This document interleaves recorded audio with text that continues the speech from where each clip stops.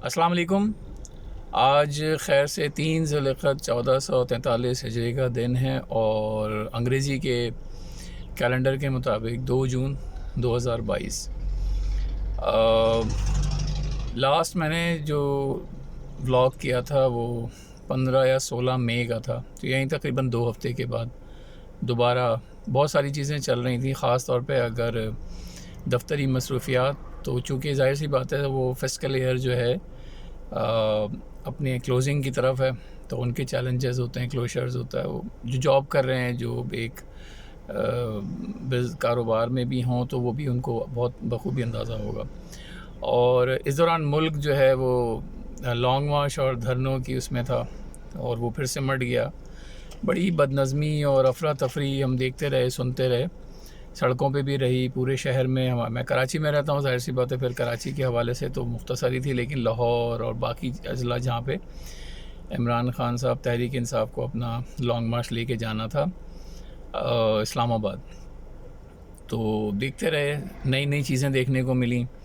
اس ملک میں ہر دن ایک نیا تماشا، ایک نیا شور شرابہ ہمیں دیکھنے کو ملتا ہے۔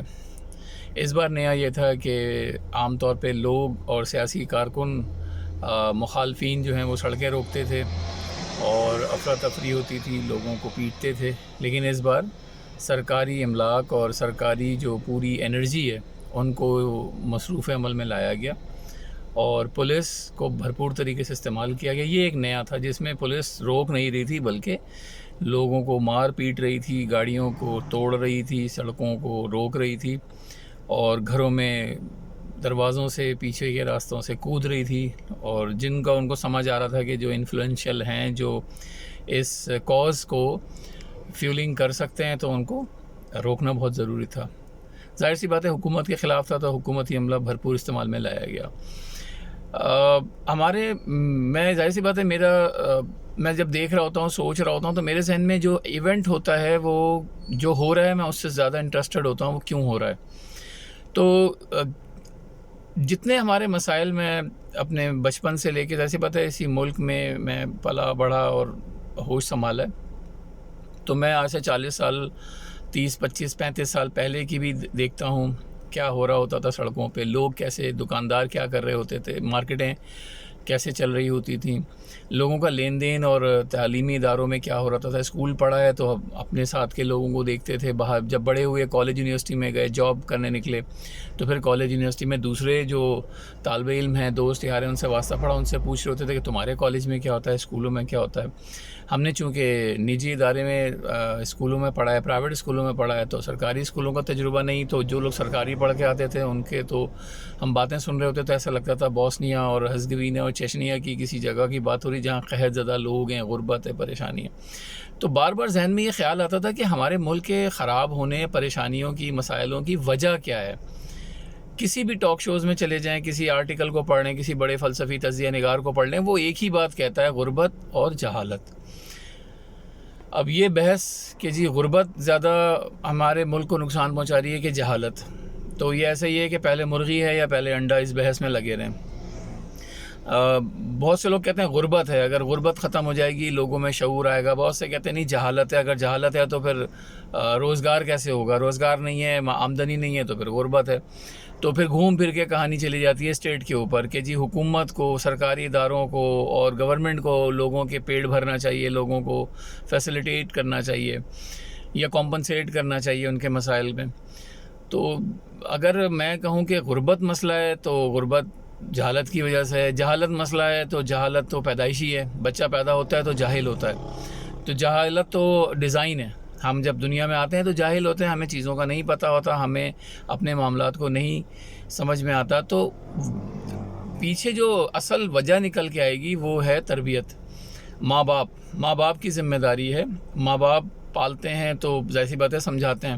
اب پرابلم یہ ہے کہ ماں باپ تو ہیں ہی جاہل، پھر وہ کیا کرے گا بچہ، تو ہمیں کہیں سے تو شروع ہوگا، کہیں سے شروع کرنا پڑے گا، تو ہم اپنے آپ سے پھر شروع کرتے ہیں کہ یار اگر میں ٹھیک ہوں تو کم سے کم ایک تو ٹھیک ہوگا، ایک کی تو مطلب بات ختم ہوگی، کہیں ایک سے گنتی ختم ہوگی۔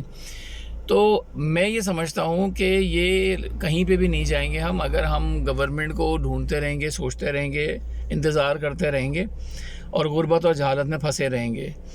غربت مسئلہ نہیں ہے، مسئلہ جہالت ہے، اور جہالت کا اصل مسئلہ تربیت ہے۔